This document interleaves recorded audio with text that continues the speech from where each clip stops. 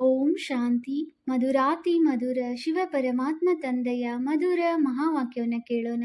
ಇಂದಿನ ಮುರಳಿಯ ದಿನಾಂಕವಾಗಿದೆ 24/9/2025. ಪ್ರಾತಃ ಮುರಳಿ ಬಾಪ್ತಾದ ಮಧುಬನ್. ಮಧುರ ಮಕ್ಕಳೇ, ತಂದೆಯು ನಿಮ್ಮ ಬ್ಯಾಟರಿಯನ್ನು ಚಾರ್ಜ್ ಮಾಡಲು ಬಂದಿದ್ದಾರೆ. ನೀವು ಎಷ್ಟು ನೆನಪಿನಲ್ಲಿರುತ್ತೀರಿ ಅಷ್ಟು ಬ್ಯಾಟರಿ ಚಾರ್ಜ್ ಆಗುತ್ತಿರುವುದು. ಇಂದಿನ ಪ್ರಶ್ನೆಯಾಗಿದೆ, ನಿಮ್ಮ ಸತ್ಯದ ದೋಣಿಗೆ ಬಿರುಗಾಳಿಗಳು ಏಕೆ ಬರುತ್ತವೆ? ಉತ್ತರ: ಏಕೆಂದರೆ ಈ ಸಮಯದಲ್ಲಿ ಕೃತಕವಾದವರು ಬಹಳಷ್ಟು ಮಂದಿ ಇದ್ದಾರೆ. ಕೆಲವರು ತಮ್ಮನ್ನು ಭಗವಂತನೆಂದು ಹೇಳಿಕೊಳ್ಳುತ್ತಾರೆ, ಕೆಲವರು ರಿದ್ದಿ ಸಿದ್ಧಿ ತೋರಿಸುತ್ತಾರೆ. ಆದ್ದರಿಂದ ಮನುಷ್ಯರು ಸತ್ಯವನ್ನು ಪರೀಕ್ಷಿಸಲು ಸಾಧ್ಯವಿಲ್ಲ. ಸತ್ಯದ ದೋಣಿಯನ್ನು ಅಲುಗಾಡಿಸಲು ಪ್ರಯತ್ನಿಸುತ್ತಾರೆ. ಆದರೆ ನಿಮಗೆ ತಿಳಿದಿದೆ, ನಮ್ಮ ಸತ್ಯದ ದೋಣಿಯು ಎಂದೂ ಮುಳುಗಿ ಹೋಗಲು ಸಾಧ್ಯವಿಲ್ಲ. ಇಂದು ಯಾರು ವಿಘ್ನಗಳನ್ನು ಹಾಕುತ್ತಾರೆ, ಅವರು ನಾಳೆ ಸದ್ಗತಿಯ ಮಾರ್ಗವು ಇಲ್ಲಿಯೇ ಸಿಗುತ್ತದೆ ಎಂಬುದನ್ನು ತಿಳಿದುಕೊಳ್ಳುತ್ತಾರೆ. ಎಲ್ಲರಿಗಾಗಿ ಇದೊಂದೇ ಅಂಗಡಿಯಾಗಿದೆ. ಓಂ ಶಾಂತಿ. ಆತ್ಮಿಕ ಮಕ್ಕಳ ಪ್ರತಿ ಅಥವಾ ಆತ್ಮಗಳ ಪ್ರತಿ, ಏಕೆಂದರೆ ಆತ್ಮವೇ ಕಿವಿಗಳ ಮೂಲಕ ಕೇಳುತ್ತದೆ. ಧಾರಣೆಯು ಆತ್ಮದಲ್ಲಿಯೇ ಆಗುತ್ತದೆ. ತಂದೆಯ ಆತ್ಮನಲ್ಲಿಯೂ ಸಹ ಜ್ಞಾನವು ತುಂಬಲ್ಪಟ್ಟಿದೆ. ಮಕ್ಕಳು ಈ ಜನ್ಮದಲ್ಲಿ ಆತ್ಮಾಭಿಮಾನಿಗಳಾಗಬೇಕಾಗಿದೆ. ಭಕ್ತಿ ಮಾರ್ಗದ 63 ಜನ್ಮಗಳಲ್ಲಿ ನೀವು ದೇಹಾಭಿಮಾನದಲ್ಲಿರುತ್ತೀರಿ. ಆತ್ಮವೆಂದರೇನೆಂಬುದು ತಿಳಿದಿರುವುದಿಲ್ಲ. ಆತ್ಮವು ಅವಶ್ಯವಾಗಿ ಇದೆ. ಆತ್ಮವೇ ಶರೀರದಲ್ಲಿ ಪ್ರವೇಶ ಮಾಡುತ್ತದೆ. ದುಃಖವು ಆತ್ಮಕ್ಕೆ ಆಗುತ್ತದೆ. ಆದ್ದರಿಂದಲೇ ಪತಿತ ಆತ್ಮ ಪಾವನ ಆತ್ಮವೆಂದು ಹೇಳಲಾಗುತ್ತದೆ. ಪತಿತ ಪರಮಾತ್ಮನೆಂದು ಎಂದೂ ಕೇಳಿಲ್ಲ. ಸರ್ವರಲ್ಲಿ ಒಂದು ವೇಳೆ ಪರಮಾತ್ಮನಿದ್ದಿದ್ದರೆ ಪತಿತ ಪರಮಾತ್ಮನಾಗಿ ಬಿಡುತ್ತಿದ್ದರು. ಅಂದಾಗ ಮುಖ್ಯ ಮಾತು ಆತ್ಮಾಭಿಮಾನಿಗಳಾಗಬೇಕಾಗಿದೆ. ಆತ್ಮವು ಎಷ್ಟು ಚಿಕ್ಕದಾಗಿದೆ, ಅದರಲ್ಲಿ ಎಷ್ಟೊಂದು ಪಾತ್ರವು ಹೇಗೆ ಅಡಕವಾಗಿದೆ, ಇದು ಯಾರಿಗೂ ತಿಳಿದಿಲ್ಲ. ನೀವಂತೂ ಹೊಸ ಮಾತನ್ನು ಕೇಳುತ್ತೀರಿ. ಈ ನೆನಪಿನ ಯಾತ್ರೆಯನ್ನು ತಂದೆಯೇ ಕಲಿಸಿಕೊಡುತ್ತಾರೆ. ಮತ್ಯಾರೂ ಕಲಿಸಲು ಸಾಧ್ಯವಿಲ್ಲ. ಇದರಲ್ಲಿಯೇ ಪರಿಶ್ರಮವಿದೆ. ಮತ್ತೆ ಮತ್ತೆ ತನ್ನನ್ನು ಆತ್ಮನೆಂದು ತಿಳಿಯಬೇಕಾಗಿದೆ. ಹೇಗೆ ನೋಡಿ, ಎಮರ್ಜೆನ್ಸಿ ಲೈಟ್ ಬಂದಿದೆ. ಇದು ಬ್ಯಾಟರಿಯಿಂದ ನಡೆಯುತ್ತದೆ. ಇದನ್ನು ಮತ್ತೆ ಚಾರ್ಜ್ ಮಾಡುತ್ತಾರೆ. ತಂದೆಯು ಎಲ್ಲದಕ್ಕಿಂತ ದೊಡ್ಡ ಪವರ್, ಶಕ್ತಿಯಾಗಿದ್ದಾರೆ. ಎಷ್ಟೊಂದು ಮಂದಿ ಆತ್ಮಗಳಿದ್ದಾರೆ. ಎಲ್ಲರೂ ತಂದೆಯಿಂದ ಪವರನ್ನು ತುಂಬಿಸಿಕೊಳ್ಳಬೇಕಾಗಿದೆ. ತಂದೆಯು ಸರ್ವಶಕ್ತಿವಂತನಾಗಿದ್ದಾರೆ. ಅವರೊಂದಿಗೆ ನಮ್ಮ ಯೋಗವಿಲ್ಲವೆಂದರೆ ಬ್ಯಾಟರಿಯು ಹೇಗೆ ಚಾರ್ಜ್ ಆಗುತ್ತದೆ? ಡಿಸ್ಚಾರ್ಜ್ ಆಗುವುದರಲ್ಲಿ ಇಡೀ ಕಲ್ಪ ಹಿಡಿಸುತ್ತದೆ. ಈಗ ಪುನಃ ಬ್ಯಾಟರಿಯನ್ನು ಚಾರ್ಜ್ ಮಾಡಲಾಗುತ್ತದೆ. ಮಕ್ಕಳಿಗೆ ತಿಳಿದಿದೆ, ನಮ್ಮ ಬ್ಯಾಟರಿಯು ಈಗ ಡಿಸ್ಚಾರ್ಜ್ ಆಗಿಬಿಟ್ಟಿದೆ. ಈಗ ಮತ್ತೆ ಚಾರ್ಜ್ ಮಾಡಬೇಕು. ಅದು ಹೇಗೆ? ಅದಕ್ಕಾಗಿ ನನ್ನೊಂದಿಗೆ ಯೋಗವನ್ನಿಡಿ ಎಂದು ತಂದೆಯು ತಿಳಿಸುತ್ತಾರೆ. ಇದಂತೂ ತಿಳಿದುಕೊಳ್ಳುವ ಬಹಳ ಸಹಜವಾದ ಮಾರ್ಗವಾಗಿದೆ. ತಂದೆಯು ತಿಳಿಸುತ್ತಾರೆ, ನನ್ನ ಜೊತೆ ಬುದ್ಧಿ ಯೋಗವನ್ನಿಡಿ. ಆಗ ನೀವಾತ್ಮನಲ್ಲಿ ಶಕ್ತಿಯು ತುಂಬಿ ಸತೋ ಪ್ರಧಾನರಾಗಿ ಬಿಡುವಿರಿ. ವಿದ್ಯೆಯೇ ಸಂಪಾದನೆಯಾಗಿದೆ. ನೆನಪಿನಿಂದ ನೀವು ಪಾವನರಾಗುತ್ತೀರಿ. ದೀರ್ಘಾಯಸ್ಸು ಉಳ್ಳವರಾಗುತ್ತೀರಿ. ಬ್ಯಾಟರಿಯು ಚಾರ್ಜ್ ಆಗುತ್ತದೆ. ಪ್ರತಿಯೊಬ್ಬರೂ ನೋಡಿಕೊಳ್ಳಿ, ತಂದೆಯನ್ನು ಎಷ್ಟು ನೆನಪು ಮಾಡುತ್ತೇವೆ. ತಂದೆಯನ್ನು ಮರೆಯುವುದರಿಂದಲೇ ಬ್ಯಾಟರಿಯು ಡಿಸ್ಚಾರ್ಜ್ ಆಗುತ್ತದೆ. ಯಾರದು ಈಗ ಸತ್ಯ ಸಂಬಂಧ ಯೋಗವಿಲ್ಲ. ನೀವು ಮಕ್ಕಳದೇ ಸತ್ಯವಾದ ಸಂಬಂಧವಿದೆ. ತಂದೆಯನ್ನು ನೆನಪು ಮಾಡದೆ ಜ್ಯೋತಿಯು ಬೆಳಗುವುದಾದರೂ ಹೇಗೆ? ಜ್ಞಾನವನ್ನು ಕೇವಲ ತಂದೆಯೊಬ್ಬರೇ ಕೊಡುತ್ತಾರೆ. ಮಕ್ಕಳಿಗೆ ತಿಳಿದಿದೆ, ಜ್ಞಾನವು ದಿನ, ಭಕ್ತಿಯು ರಾತ್ರಿಯಾಗಿದೆ. ಮತ್ತೆ ರಾತ್ರಿಯೊಂದಿಗೆ ವೈರಾಗ್ಯ ಉಂಟಾಗುತ್ತದೆ. ಹಗಲು ಆರಂಭವಾಗುತ್ತದೆ. ತಂದೆಯು ತಿಳಿಸುತ್ತಾರೆ, ರಾತ್ರಿಯನ್ನು ಮರೆಯಿರಿ. ಈಗ ದಿನವನ್ನು ನೆನಪು ಮಾಡಿ. ಸ್ವರ್ಗವು ದಿನ, ನರಕವು ರಾತ್ರಿಯಾಗಿದೆ. ನೀವು ಮಕ್ಕಳು ಈಗ ಚೈತನ್ಯದಲ್ಲಿದ್ದೀರಿ. ಈ ಶರೀರವಂತೂ ವಿನಾಶಿಯಾಗಿದೆ. ಮಣ್ಣಿನಿಂದ ರಚನೆಯಾಗುತ್ತದೆ, ಮತ್ತೆ ಮಣ್ಣಿನಲ್ಲಿಯೇ ಸೇರಿ ಹೋಗುತ್ತದೆ. ಆತ್ಮವು ಅವಿನಾಶಿಯಲ್ಲವೇ? ಬಾಕಿ ಬ್ಯಾಟರಿಯು ಡಿಸ್ಚಾರ್ಜ್ ಆಗುತ್ತದೆ. ನೀವೀಗ ಎಷ್ಟೊಂದು ಬುದ್ಧಿವಂತರಾಗಿದ್ದೀರಿ. ನಿಮ್ಮ ಬುದ್ಧಿಯು ಮನೆಯ ಕಡೆ ಹೋಗುತ್ತದೆ. ಅಲ್ಲಿಂದ ನಾವು ಬಂದಿದ್ದೇವೆ. ಇಲ್ಲಿ ಸೂಕ್ಷ್ಮವತನದ ಬಗ್ಗೆ ಅರ್ಥವಾಯಿತು. ಅಲ್ಲಿ ವಿಷ್ಣುವಿಗೆ 4 ಭುಜಗಳನ್ನು ತೋರಿಸುತ್ತಾರೆ. ಆದರೆ ಇಲ್ಲಿ ಯಾರಿಗೂ 4 ಭುಜಗಳಿರಲು ಸಾಧ್ಯವಿಲ್ಲ. ಬ್ರಹ್ಮ ಸರಸ್ವತಿಯೇ ನಂತರ ಲಕ್ಷ್ಮೀನಾರಾಯಣ ಆಗುತ್ತಾರೆ. ನಂತರ ವಿಷ್ಣುವಿಗೆ 4 ಭುಜಗಳನ್ನು ತೋರಿಸಿದ್ದಾರೆಂದು ಯಾರ ಬುದ್ಧಿಯಲ್ಲಿಯೂ ಬರುವುದಿಲ್ಲ. ತಂದೆಯ ವಿನಃ ಮತ್ಯಾರೂ ತಿಳಿಸಲು ಸಾಧ್ಯವಿಲ್ಲ. ಆತ್ಮದಲ್ಲಿಯೇ ಸಂಸ್ಕಾರವು ತುಂಬುತ್ತದೆ. ಆತ್ಮವೇ ತಮೋ ಪ್ರಧಾನದಿಂದ ಸತೋ ಪ್ರಧಾನವಾಗುತ್ತದೆ. ಈ ಓ ಬಾಬಾ, ನಾವು ಡಿಸ್ಚಾರ್ಜ್ ಆಗಿಬಿಟ್ಟಿದ್ದೇವೆ. ಈಗ ತಾವು ಬನ್ನಿ, ನಾವು ಚಾರ್ಜ್ ಆಗಬೇಕಾಗಿದೆ ಎಂದು ಆತ್ಮಗಳೇ ತಂದೆಯನ್ನು ಕರೆಯುತ್ತೀರಿ.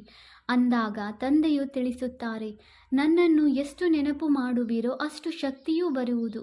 ತಂದೆಯೊಂದಿಗೆ ಪ್ರೀತಿ ಇರಬೇಕು. ಬಾಬಾ, ನಾವು ತಮ್ಮವರಾಗಿದ್ದೇವೆ, ತಮ್ಮ ಜೊತೆಯೇ ಮನೆಗೆ ನಡೆಯುತ್ತೇವೆ. ಹೇಗೆ ತಂದೆಯ ಮನೆಯಿಂದ ಮಾವನ ಮನೆಯವರು ಕರೆದುಕೊಂಡು ಹೋಗುತ್ತಾರಲ್ಲವೇ, ಇಲ್ಲಿ ನಿಮಗೆ ಶೃಂಗಾರ ಮಾಡಿಸುವಂತಹ ಇಬ್ಬರು ತಂದೆಯರು ಸಿಕ್ಕಿದ್ದಾರೆ. ಶೃಂಗಾರವು ಚೆನ್ನಾಗಿರಬೇಕು, ಅರ್ಥಾತ್ ಸರ್ವಗುಣ ಸಂಪನ್ನರಾಗಬೇಕಾಗಿದೆ. ತಮ್ಮೊಂದಿಗೆ ಕೇಳಿಕೊಳ್ಳಿ, ನನ್ನಲ್ಲಿ ಯಾವುದೇ ಅವಗುಣವಿಲ್ಲವೇ? ಮನಸ್ಸಿನಲ್ಲಿ ಬಲೆ ಬಿರುಗಾಳಿಗಳು ಬರುತ್ತವೆ, ಆದರೆ ಅದನ್ನು ಕರ್ಮದಲ್ಲಿ ತರುತ್ತಿಲ್ಲ ತಾನೆ? ಯಾರಿಗೂ ದುಃಖವನ್ನು ಕೊಡುತ್ತಿಲ್ಲವೇ? ತಂದೆಯು ದುಃಖಹರ್ತ ಸುಖಕರ್ತನಾಗಿದ್ದಾರೆ. ನಾವು ಸಹ ಎಲ್ಲರಿಗೆ ಸುಖದ ಮಾರ್ಗವನ್ನು ತಿಳಿಸುತ್ತೇವೆ. ತಂದೆಯು ಬಹಳಷ್ಟು ಯುಕ್ತಿಗಳನ್ನು ತಿಳಿಸುತ್ತಾ ಇರುತ್ತಾರೆ. ನೀವಂತೂ ಸೈನಿಕರಲ್ಲವೇ? ನಿಮ್ಮ ಹೆಸರೇ ಆಗಿದೆ ಪ್ರಜಾಪಿತ ಬ್ರಹ್ಮ ಕುಮಾರ ಕುಮಾರಿಯರು. ಯಾರಾದರೂ ಒಳಗೆ ಬರಲಿ, ಮೊಟ್ಟ ಮೊದಲಿಗೆ ಇದನ್ನು ಕೇಳಿರಿ. ಎಲ್ಲಿಂದ ಬಂದಿದ್ದೀರಿ? ಯಾರ ಬಳಿ ಬಂದಿದ್ದೀರಿ? ನಾವು ಬ್ರಹ್ಮ ಕುಮಾರ ಕುಮಾರಿಯರ ಬಳಿ ಬಂದಿದ್ದೇವೆಂದು ಹೇಳುತ್ತಾರೆ. ಒಳ್ಳೆಯದು. ಬ್ರಹ್ಮನು ಯಾರು? ಪ್ರಜಾಪಿತ ಬ್ರಹ್ಮನ ಹೆಸರನ್ನು ಎಂದಾದರೂ ಕೇಳಿದ್ದೀರಾ? ಪ್ರಜಾಪಿತನಿಗೆ ನೀವು ಸಹ ಮಕ್ಕಳಾಗಿದ್ದೀರಿ. ಪ್ರಜೆಗಳಂತೂ ಎಲ್ಲರೂ ಆದರಲ್ಲವೇ? ಅವರು ನಿಮ್ಮ ತಂದೆಯೂ ಆಗಿದ್ದಾರೆ. ಕೇವಲ ನೀವು ಅರಿತುಕೊಂಡಿಲ್ಲ. ಬ್ರಹ್ಮನು ಸಹ ಅವಶ್ಯವಾಗಿ ಯಾರ ಮಗನೂ ಆಗಿರಬೇಕಲ್ಲವೇ? ಅವರ ತಂದೆಗೆ ಯಾವುದೇ ಶರೀರವಂತೂ ಕಾಣುವುದಿಲ್ಲ. ಬ್ರಹ್ಮ, ವಿಷ್ಣು, ಶಂಕರ ಈ ಮೂವರ ಮೇಲೆ ಶಿವನಿದ್ದಾರೆ. ತ್ರಿಮೂರ್ತಿ ಶಿವನೆಂದು ಹೇಳಲಾಗುತ್ತದೆ. ಅಂದರೆ ಮೂವರ ರಚಯಿತ. ಮೇಲೆ ಒಬ್ಬ ಶಿವ ತಂದೆ ಇದ್ದಾರೆ, ನಂತರ ಮೂವರು ತ್ರಿಮೂರ್ತಿಗಳು. ಹೇಗೆ ವಂಶಾವಳಿಯು ಇರುತ್ತದೆಯಲ್ಲವೇ? ಬ್ರಹ್ಮನ ತಂದೆಯು ಅವಶ್ಯವಾಗಿ ಭಗವಂತನೇ ಆಗಿರುವರು. ಅವರು ಆತ್ಮಗಳ ಪಿತನಾಗಿದ್ದಾರೆ. ಅಂದ ಮೇಲೆ ಬ್ರಹ್ಮನು ಎಲ್ಲಿಂದ ಬಂದರು? ತಂದೆಯು ತಿಳಿಸುತ್ತಾರೆ, ನಾನು ಇವರಲ್ಲಿ ಪ್ರವೇಶ ಮಾಡಿ ಇವರಿಗೆ ಬ್ರಹ್ಮನೆಂದು ಹೆಸರಿಡುತ್ತೇನೆ. ಆ ಯಜ್ಞದ ಆದಿಯಲ್ಲಿ ನೀವು ಮಕ್ಕಳಿಗೂ ಹೆಸರನ್ನು ಇಡಲಾಯಿತು. ಹಾಗೆಯೇ ಇವರಿಗೂ ಬ್ರಹ್ಮನೆಂದು ಹೆಸರಿಟ್ಟೆವು. ನನ್ನದು ಇದು ದಿವ್ಯ ಅಲೌಕಿಕ ಜನ್ಮವಾಗಿದೆ. ನೀವು ಮಕ್ಕಳನ್ನು ದತ್ತು ಮಾಡಿಕೊಳ್ಳುತ್ತೇನೆ. ಬಾಕಿ ಇವರಲ್ಲಿ ಬ್ರಹ್ಮರವರಲ್ಲಿ ಪ್ರವೇಶ ಮಾಡುತ್ತೇನೆ. ನಂತರ ನಿಮಗೆ ತಿಳಿಸಿಕೊಡುತ್ತೇನೆ. ಆದ್ದರಿಂದ ಇಬ್ಬರೂ ಬಾಪ್ತಾದ ಆದರು. ಯಾರಲ್ಲಿ ಪ್ರವೇಶ ಮಾಡಿದರೋ ಆ ಶರೀರದ ಆತ್ಮವು ಇದೆಯಲ್ಲವೇ? ಇವರ ಪಕ್ಕದಲ್ಲಿ ನಾನು ಬಂದು ಕುಳಿತುಕೊಳ್ಳುತ್ತೇನೆ. ಇಲ್ಲಿ ಎರಡು ಆತ್ಮಗಳ ಪಾತ್ರವು ಬಹಳ ನಡೆಯುತ್ತದೆ. ಆತ್ಮವನ್ನು ಕರೆಸುತ್ತಾರೆ ಅಂದಾಗ ಆತ್ಮವು ಬಂದು ಎಲ್ಲಿ ಕುಳಿತುಕೊಳ್ಳುವುದು? ಅವಶ್ಯವಾಗಿ ಬ್ರಾಹ್ಮಣನ ಆತ್ಮನ ಪಕ್ಕದಲ್ಲಿಯೇ ಬಂದು ಕುಳಿತುಕೊಳ್ಳುತ್ತದೆಯಲ್ಲವೇ? ಹಾಗೆಯೇ ಇಲ್ಲಿಯೂ ಎರಡು ಆತ್ಮಗಳಿದ್ದಾರೆ. ತಂದೆ ಮತ್ತು ದಾದಾ ಸಹೋದರ ತಮ್ಮ ಜನ್ಮಗಳ ಬಗ್ಗೆ ಅರಿತುಕೊಂಡಿಲ್ಲವೆಂದು ತಂದೆಯು ಇವರಿಗಾಗಿಯೇ ತಿಳಿಸುತ್ತಾರೆ. ನಿಮಗೂ ತಿಳಿಸುತ್ತಾರೆ, ನೀವು ನಿಮ್ಮ ಜನ್ಮಗಳನ್ನು ಅರಿತುಕೊಂಡಿರಲಿಲ್ಲ. ಈಗ ಸ್ಮೃತಿ ಬಂದಿದೆ. ಕಲ್ಪ ಕಲ್ಪವು 84 ಜನ್ಮಗಳ ಚಕ್ರವನ್ನು ಸುತ್ತುತ್ತೇವೆ. ಈಗ ಹಿಂತಿರುಗಿ ಹೋಗುತ್ತೇವೆ. ಇದು ಸಂಗಮ ಯುಗವಾಗಿದೆ. ಈಗ ಇಲ್ಲಿಂದ ವರ್ಗಾಯಿತರಾಗುತ್ತೇವೆ. ಯೋಗದಿಂದ ನೀವು ಸತೋ ಪ್ರಧಾನರಾಗಿ ಬಿಡುತ್ತೀರಿ. ಬ್ಯಾಟರಿಯು ಚಾರ್ಜ್ ಆಗುವುದು. ನಂತರ ಸತ್ಯಯುಗದಲ್ಲಿ ಬರುತ್ತೀರಿ. ಬುದ್ಧಿಯಲ್ಲಿ ಇಡೀ ಚಕ್ರವು ಸುತ್ತುತ್ತಿರುತ್ತದೆ. ವಿಸ್ತಾರದಲ್ಲಂತೂ ಹೋಗಲು ಸಾಧ್ಯವಿಲ್ಲ.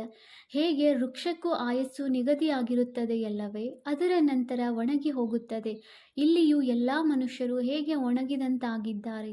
ಎಲ್ಲರೂ ಪರಸ್ಪರ ದುಃಖವನ್ನು ಕೊಡುತ್ತಿರುತ್ತಾರೆ. ಈಗ ಎಲ್ಲರ ಶರೀರಗಳು ಸಮಾಪ್ತಿಯಾಗುವುದು. ಬಾಕಿ ಆತ್ಮಗಳು ಹೊರಟು ಹೋಗುವಿರಿ. ಈ ಜ್ಞಾನವನ್ನು ತಂದೆಯ ವಿನಃ ಮತ್ಯಾರೂ ಕೊಡುವುದಿಲ್ಲ. ತಂದೆಯೇ ವಿಶ್ವದ ರಾಜ್ಯಭಾಗ್ಯವನ್ನು ಕೊಡುತ್ತಾರೆ. ಅಂದ ಮೇಲೆ ಅವರನ್ನು ಎಷ್ಟೊಂದು ನೆನಪು ಮಾಡಬೇಕು. ನೆನಪಿನಲ್ಲಿ ಇಲ್ಲದೇ ಇರುವುದರಿಂದಲೇ ಮಾಯೆಯ ಪೆಟ್ಟು ಬೀಳುತ್ತದೆ. ಎಲ್ಲದಕ್ಕಿಂತ ದೊಡ್ಡ ಪೆಟ್ಟು ವಿಕಾರದ್ದಾಗಿದೆ. ಯುದ್ಧದ ಮೈದಾನದಲ್ಲಿ ನೀವು ಬ್ರಾಹ್ಮಣರೇ ಇದ್ದೀರಲ್ಲವೇ? ಆದ್ದರಿಂದ ನಿಮಗೆ ಬಿರುಗಾಳಿಗಳು ಬರುತ್ತವೆ. ಆದರೆ ಯಾವುದೇ ವಿಕರ್ಮವನ್ನು ಮಾಡಬೇಡಿ. ವಿಕರ್ಮ ಮಾಡಿದರೆ ಸೋಲನ್ನು ಅನುಭವಿಸುವಿರಿ. ತಂದೆಯೊಂದಿಗೆ ಕೇಳುತ್ತಾರೆ, ಬಾಬಾ ಇದನ್ನು ಮಾಡಬೇಕಾಗುತ್ತದೆ. ಮಕ್ಕಳು ತೊಂದರೆ ಕೊಡುತ್ತಾರೆಂದರೆ ಕೋಪ ಬಂದು ಬಿಡುತ್ತದೆ.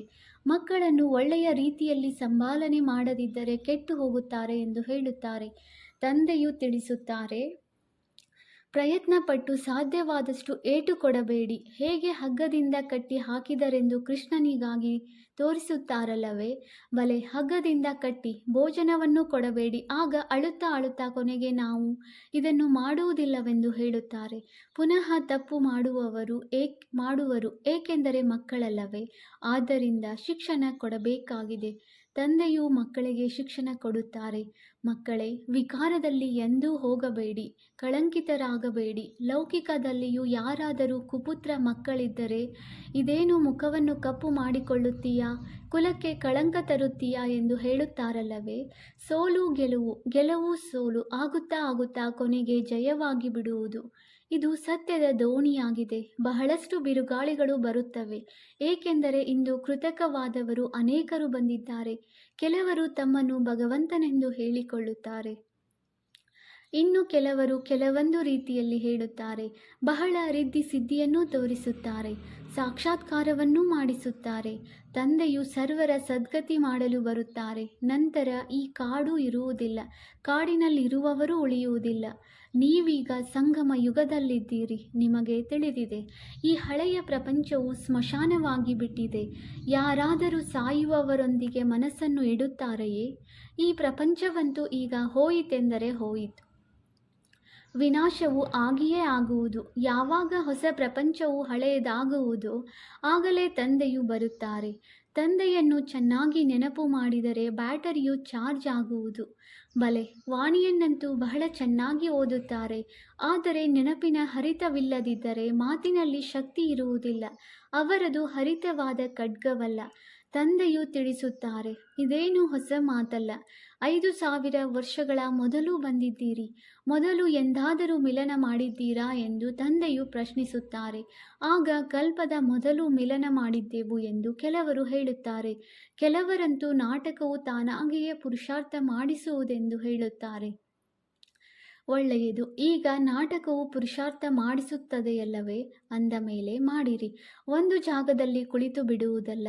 ಯಾರು ಕಲ್ಪದ ಹಿಂದೆ ಪುರುಷಾರ್ಥ ಮಾಡಿದ್ದರೋ ಅವರು ಮಾಡುತ್ತಾರೆ. ಇಲ್ಲಿಯವರೆಗೂ ಯಾರು ಬಂದಿಲ್ಲವೋ ಅವರು ಬರುವರು.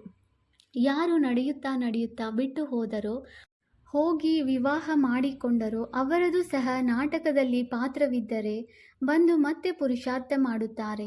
ಮತ್ತೆಲ್ಲಿಗೆ ಹೋಗುವರು? ತಂದೆಯ ಬಳಿಯೇ ಎಲ್ಲರೂ ಬಾಲವನ್ನು ಹಿಡಿದುಕೊಳ್ಳಬೇಕಾಗಿದೆ.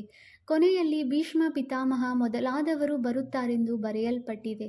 ಈಗಂತೂ ಎಷ್ಟೊಂದು ಅಭಿಮಾನವಿದೆ. ನಂತರ ಅವರ ಅಭಿಮಾನವೆಲ್ಲವೂ ಕಳೆಯುವುದು. ನೀವು ಸಹ ಪ್ರತಿ 5000 ವರ್ಷಗಳ ನಂತರ ಪಾತ್ರವನ್ನು ಅಭಿನಯಿಸುತ್ತೀರಿ, ಮತ್ತೆ ಪಾತ್ರವನ್ನು ಕಳೆದುಕೊಳ್ಳುತ್ತೀರಿ. ದಿನ ಪ್ರತಿದಿನ ಸೇವಾ ಕೇಂದ್ರಗಳು ಹೆಚ್ಚುತ್ತಾ ಹೋಗುತ್ತವೆ. ಭಾರತವಾಸಿಗಳು, ಅದರಲ್ಲಿಯೂ ವಿಶೇಷವಾಗಿ ಯಾರು ದೇವಿ ದೇವತೆಗಳ ಪೂಜಾರಿಗಳಾಗಿದ್ದಾರೆಯೋ ಅವರಿಗೆ ತಿಳಿಸಿಕೊಡಬೇಕು. ಸತ್ಯಯುಗದಲ್ಲಿ ದೇವಿ ದೇವತಾ ಧರ್ಮವಿತ್ತು, ಆದ್ದರಿಂದ ಅವರ ಪೂಜೆ ಮಾಡುತ್ತಾರೆ. ಕ್ರಿಶ್ಚಿಯನ್ನರು ಕ್ರಿಸ್ತನ ಮಹಿಮೆ ಮಾಡುತ್ತಾರೆ. ನಾವು ಆದಿ ಸನಾತನ ದೇವಿ ದೇವತಾ ಧರ್ಮದ ಮಹಿಮೆ ಮಾಡುತ್ತೇವೆ. ಅದನ್ನು ಯಾರು ಸ್ಥಾಪನೆ ಮಾಡಿದರು? ಕೃಷ್ಣನು ಸ್ಥಾಪನೆ ಮಾಡಿದನೆಂದು ಅವರು ತಿಳಿಯುತ್ತಾರೆ. ಆದ್ದರಿಂದ ಕೃಷ್ಣನ ಪೂಜೆ ಮಾಡುತ್ತಿರುತ್ತಾರೆ. ನಿಮ್ಮಲ್ಲಿಯೂ ನಂಬರ್ ವಾರ್ ಇದ್ದಾರೆ. ಕೆಲವರು ಎಷ್ಟೊಂದು ಪರಿಶ್ರಮ ಪಡುತ್ತಾರೆ, ಕೆಲವರು ಕಡಿಮೆ.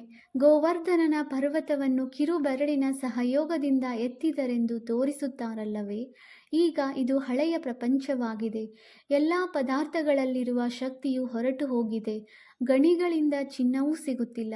ಸ್ವರ್ಗದಲ್ಲಾದರೆ ಚಿನ್ನದ ಮಹಲುಗಳಾಗುತ್ತವೆ. ಈಗಂತೂ ಸರ್ಕಾರವು ನಿರಾಕರಿಸುತ್ತದೆ, ಏಕೆಂದರೆ ಸಾಲ ಕೊಡಬೇಕಾಗುತ್ತದೆ. ಅಲ್ಲಂತೂ ಅಪಾರ ಧನವಿರುತ್ತದೆ. ಗೋಡೆಗಳಿಗೂ ಸಹ ವಜ್ರ ರತ್ನಗಳನ್ನು ಪೋಣಿಸುತ್ತಿರುತ್ತಾರೆ. ಅಲ್ಲಿ ಹಣದ ಕೊರತೆಯೇ ಇರುವುದಿಲ್ಲ. ಕುಬೇರನ ಖಜಾನೆ ಇರುತ್ತದೆ. ಅಲ್ಲಾ ಅವಲುದ್ದೀನನ ಒಂದು ಆಟವನ್ನು ತೋರಿಸುತ್ತಾರೆ. ದೀಪವನ್ನು ಉಜ್ಜಿದರೆ ಸಾಕು, ಮಹಲುಗಳು ಬಂದು ಬಿಡುತ್ತಿದ್ದವು. ಇಲ್ಲಿಯೂ ದಿವ್ಯ ದೃಷ್ಟಿ ಸಿಕ್ಕಿದರೆ ಸ್ವರ್ಗದಲ್ಲಿ ಹೊರಟು ಹೋಗುತ್ತೀರಿ. ಅಲ್ಲಿ ರಾಜಕುಮಾರ ಕುಮಾರಿಯರ ಬಳಿ ಮುರುಳಿಯೂ ಸಹ ವಜ್ರಗಳಿಂದ ಮಾಡಲ್ಪಟ್ಟಿರುತ್ತದೆ. ಇಲ್ಲಂತೂ ಅಂತಹ ಯಾವುದೇ ವಸ್ತುವನ್ನು ಧರಿಸಿ ಕುಳಿತುಕೊಂಡರೆ ಲೂಟಿ ಮಾಡಿಕೊಂಡು ಹೋಗುತ್ತಾರೆ, ಹೊಡೆದು ಬಡೆದಾದರೂ ತೆಗೆದುಕೊಂಡು ಹೋಗುತ್ತಾರೆ. ಅಲ್ಲಿ ಈ ಮಾತುಗಳು ಇರುವುದಿಲ್ಲ. ಈ ಪ್ರಪಂಚವೇ ಬಹಳ ಹಳೆಯದು, ಕೊಳೆಯಾಗಿದೆ. ಈ ಲಕ್ಷ್ಮೀನಾರಾಯಣರ ಪ್ರಪಂಚವು ವಾಹ ವಾಹ ಆಗಿತ್ತು. ವಜ್ರ ವೈಢೂರ್ಯಗಳ ಮಹಲುಗಳಿತ್ತು. ಅದಕ್ಕೆ ಸ್ವರ್ಗವೆಂದು ಹೇಳಲಾಗುತ್ತದೆ. ನಿಮಗೆ ತಿಳಿದಿದೆ, ಅವಶ್ಯವಾಗಿ ನಾವು ಸ್ವರ್ಗದ ಮಾಲೀಕರಾಗಿದ್ದೆವು. ಈ ಸೋಮನಾಥ ಮಂದಿರವನ್ನು ಕಟ್ಟಿಸಿದೆವು.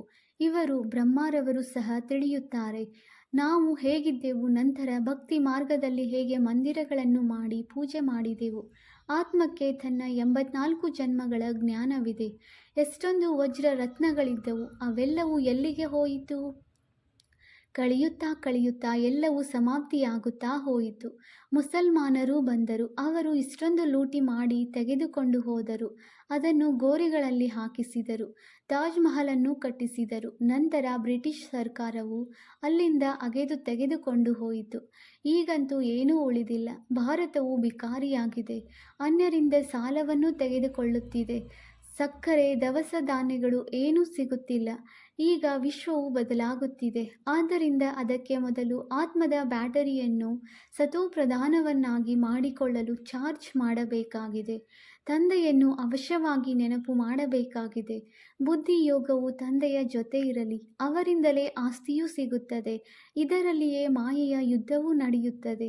ಮೊದಲು ಈ ಮಾತುಗಳನ್ನು ನೀವು ತಿಳಿದುಕೊಂಡಿರಲಿಲ್ಲ. ಬೇರೆಯವರಿದ್ದಂತೆ ನೀವೂ ಇದ್ದೀರಿ. ನೀವೀಗ ಸಂಗಮ ಯುಗಿಗಳು. ಅವರೆಲ್ಲರೂ ಕಲಿಯುಗಿಗಳಾಗಿದ್ದಾರೆ. ಇವರಿಗೆ ಏನು ಬರುತ್ತದೆಯೋ ಅದನ್ನು ಹೇಳುತ್ತಿರುತ್ತಾರೆ ಎಂದು ಮನುಷ್ಯರು ಹೇಳುತ್ತಾರೆ. ಆದರೆ ತಿಳಿಸಿಕೊಡುವ ಯುಕ್ತಿಗಳೂ ಇರುತ್ತದೆಯಲ್ಲವೇ? ನಿಧಾನವಾಗಿ ನಿಮ್ಮ ವೃದ್ಧಿಯಾಗುತ್ತಾ ಹೋಗುತ್ತದೆ. ಈಗ ತಂದೆಯು ದೊಡ್ಡ ವಿಶ್ವವಿದ್ಯಾಲಯವನ್ನು ತೆರೆಯುತ್ತಿದ್ದಾರೆ. ಇದರಲ್ಲಿ ತಿಳಿಸಿಕೊಡಲು ಚಿತ್ರಗಳೂ ಬೇಕಲ್ಲವೇ? ಮುಂದೆ ಹೋದಂತೆ ನಿಮ್ಮ ಬಳಿ ಇವೆಲ್ಲವೂ ಟ್ರಾನ್ಸ್ಲೇಟ್ ಚಿತ್ರಗಳಾಗುತ್ತವೆ. ಆಗ ನಿಮಗೆ ತಿಳಿಸುವುದಕ್ಕೂ ಸಹಜವಾಗುತ್ತದೆ. ಮಕ್ಕಳು ತಿಳಿದುಕೊಂಡಿದ್ದೀರಿ. ನಾವು ನಮ್ಮ ರಾಜಧಾನಿಯನ್ನು ತಂದೆಯ ನೆನಪು ಮತ್ತು ಜ್ಞಾನದಿಂದ ಪುನಃ ಸ್ಥಾಪನೆ ಮಾಡುತ್ತಿದ್ದೇವೆ. ಮಧ್ಯದಲ್ಲಿ ಮಾಯೆಯು ಬಹಳ ಮೋಸ ಮಾಡುತ್ತದೆ. ತಂದೆಯು ತಿಳಿಸುತ್ತಾರೆ, ಮೋಸದಿಂದ ಪಾರಾಗುತ್ತಾ ಇರಿ. ಯುಕ್ತಿಗಳನ್ನಂತೂ ಬಹಳ ತಿಳಿಸುತ್ತಿರುತ್ತಾರೆ. ಕೇವಲ ಮುಖದಿಂದ ಇಷ್ಟನ್ನೇ ಹೇಳಿರಿ. ತಂದೆಯನ್ನು ನೆನಪು ಮಾಡಿದರೆ ನಿಮ್ಮ ವಿಕರ್ಮಗಳು ವಿನಾಶವಾಗುತ್ತವೆ ಮತ್ತು ನೀವು ಈ ಲಕ್ಷ್ಮೀನಾರಾಯಣರಾಗಿ ಬಿಡುತ್ತೀರಿ. ಈ ಬ್ಯಾಡ್ಜ್ ಇತ್ಯಾದಿಗಳನ್ನು ಸ್ವಯಂ ಭಗವಂತನೇ ಮಾಡಿಸಿದ್ದಾರೆ. ಅಂದ ಮೇಲೆ ಇದರ ಪ್ರತಿ ಎಷ್ಟು ಬೆಲೆ ಇರಬೇಕು? ಒಳ್ಳೆಯದು. ಮಧುರಾತಿ ಮಧುರ ಅಗಲಿ ಹೋಗಿ ಮರಳಿ ಸಿಕ್ಕಿರುವ ಮಕ್ಕಳ ಪ್ರತಿ ಮಾತಾಪಿತ ಬಾಪ್ದಾದಾರವರ ನೆನಪು, ಪ್ರೀತಿ ಹಾಗೂ ಸುಪ್ರಭಾತ. ಆತ್ಮಿಕ ಮಕ್ಕಳಿಗೆ ಆತ್ಮಿಕ ತಂದೆಯ ನಮಸ್ತೆ. ನಾವು ಆತ್ಮಿಕ ಮಕ್ಕಳಿಂದ ಆತ್ಮಿಕ ತಂದೆಗೆ ನೆನಪು, ಪ್ರೀತಿ ಹಾಗೂ ನಮಸ್ತೆ ನಮಸ್ತೆ ನಮಸ್ತೆ. ಧಾರಣೆಗಾಗಿ ಮುಖ್ಯ ಸಾರ. ಪಾಯಿಂಟ್ ನಂಬರ್ 1, ಸರ್ವ ಗುಣಗಳಿಂದ ತಮ್ಮ ಶೃಂಗಾರ ಮಾಡಿಕೊಳ್ಳಬೇಕು. ಎಂದೂ ಯಾರಿಗೂ ದುಃಖವನ್ನು ಕೊಡಬಾರದು. ಎಲ್ಲರಿಗೂ ಸುಖದ ಮಾರ್ಗವನ್ನೇ ತಿಳಿಸಬೇಕಾಗಿದೆ. ಪಾಯಿಂಟ್ ನಂಬರ್ 2, ಇಡೀ ಪ್ರಪಂಚವು ಸ್ಮಶಾನವಾಗಿದೆ. ಆದ್ದರಿಂದ ಇದರೊಂದಿಗೆ ಮನಸ್ಸನ್ನಿಡಬಾರದು. ಸ್ಮೃತಿ ಇರಲಿ, ಈಗ ನಾವು ವರ್ಗಾವಣೆಯಾಗುತ್ತಿದ್ದೇವೆ. ನಾವಂತೂ ಹೊಸ ಪ್ರಪಂಚದಲ್ಲಿ ಹೋಗಬೇಕಾಗಿದೆ. ವರದಾನ: ಮಾಯೆ ಹಾಗೂ ವಿಘ್ನಗಳಿಂದ ಸುರಕ್ಷಿತರಾಗಿರುವಂತಹ ಬಾಪ್ದಾದಾರವರ ಛತ್ರಛಾಯೆಯ ಅಧಿಕಾರಿ ಭವ. ಯಾರು ಬಾಪ್ದಾದಾರವರಿಗೆ ಅಗಲಿ ಹೋಗಿ ಮರಳಿ ಸಿಕ್ಕಿರುವಂತಹ ಮುದ್ದಾಗಿರುವಿರಿ, ಅವರನ್ನು ಬಾಪ್ದಾದಾರವರ ಛತ್ರಛಾಯೆ ಅಧಿಕಾರದ ರೂಪದಲ್ಲಿ ಪ್ರಾಪ್ತಿಯಾಗುವುದು. ಯಾವ ಛತ್ರಛಾಯೆಯೊಳಗೆ ಮಾಯೆಗೆ ಬರಲು ಶಕ್ತಿ ಇಲ್ಲ, ಅವರು ಸದಾ ಮಾಯೆಯ ಮೇಲೆ ವಿಜಯಿಗಳಾಗುತ್ತಾರೆ. ಈ ನೆನಪಿನ ರೂಪಿ ಛತ್ರಛಾಯೆ ಸರ್ವ ವಿಘ್ನಗಳಿಂದ ಸುರಕ್ಷಿತರನ್ನಾಗಿ ಇಡುವುದು. ಯಾವುದೇ ಪ್ರಕಾರದ ವಿಘ್ನ ಛತ್ರಛಾಯೆಯಲ್ಲಿರುವಂಥವರ ಬಳಿ ಬರಲು ಸಾಧ್ಯವಿಲ್ಲ. ಛತ್ರಛಾಯೆಯಲ್ಲಿರುವಂಥವರಿಗೆ ಕಷ್ಟದಲ್ಲಿ ಕಷ್ಟವಾದ ಮಾತು ಸಹ ಸಹಜವಾಗಿ ಬಿಡುವುದು. ಬೆಟ್ಟದಂತಹ ಮಾತು ಸಹ ಹತ್ತಿಯ ಸಮಾನ ಅನುಭವವಾಗುವುದು. ಸ್ಲೋಗನ್: ಪ್ರಭು ಪ್ರಿಯ, ಲೋಕಪ್ರಿಯ ಮತ್ತು ಸ್ವಯಂ ಪ್ರಿಯ ಆಗಲು ಸಂತುಷ್ಟತೆಯ ಗುಣ ಧಾರಣೆ ಮಾಡಿ. ಅವ್ಯಕ್ತ ಸೂಚನೆ: ಈಗ ಲಗನ್ನಿನ ಪ್ರೀತಿಯ ಅಗ್ನಿಯನ್ನು ಪ್ರಜ್ವಲಿತಗೊಳಿಸಿ ಯೋಗವನ್ನು ಜ್ವಾಲಾರೂಪವನ್ನಾಗಿ ಮಾಡಿ. ವಿಶೇಷ ನೆನಪಿನ ಯಾತ್ರೆಯನ್ನು ಶಕ್ತಿಶಾಲಿಯನ್ನಾಗಿ ಮಾಡಿಕೊಳ್ಳಿ. ಜ್ಞಾನ ಸ್ವರೂಪದ ಅನುಭವಿಗಳಾಗಿ ತಾವು ಶ್ರೇಷ್ಠ ಆತ್ಮಗಳ ಶುಭ ವೃತ್ತಿ ಅಥವಾ ಕಲ್ಯಾಣದ ವೃತ್ತಿ ಮತ್ತು ಶಕ್ತಿಶಾಲಿ ವಾತಾವರಣದ ಅನೇಕ ಚಡುಪಡಿಸುವಂತಹ ಅಲೆದಾಡುವಂತಹ ಕೂಗುವಂತಹ ಆತ್ಮಗಳಿಗೆ ಆನಂದ, ಶಾಂತಿ ಮತ್ತು ಶಕ್ತಿಯ ಅನುಭೂತಿ ಮಾಡಿಸುತ್ತದೆ. ಓಂ ಶಾಂತಿ.